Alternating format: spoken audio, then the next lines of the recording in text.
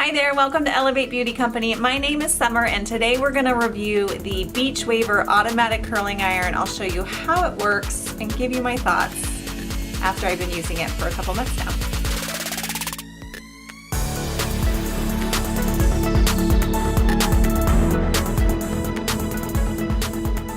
Hi everyone!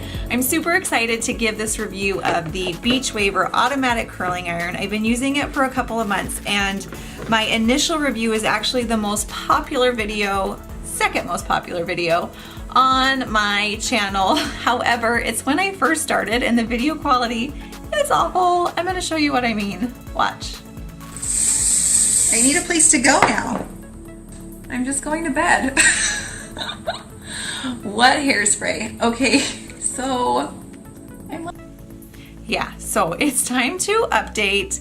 I've been using it for a while and I'm going to tell you a little bit about how I feel, the pros and cons. So let's get started.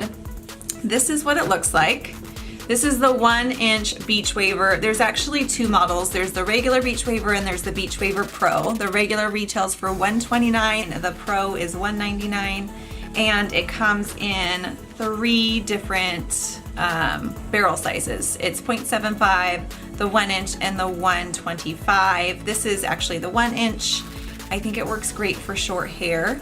And the cool thing about it is it has this little clampy right here. So you know how you have to twist and hold and you kind of sometimes will burn your fingers. This actually clamps down just the end of your hair, just right here. And then you don't burn your fingers and it holds just the end of your hair in place. The other feature that's really cool is that it's automatic. It goes right and it goes left. And when you've lost your way, you just click the home button and it returns back to its starting spot. So this is great. There's no having to twist with your arm. You just clamp it, it spins. It's fantastic. It gets pretty hot. The power button is down here. I love using it for the ease and it's kind of a cool gimmick, I guess.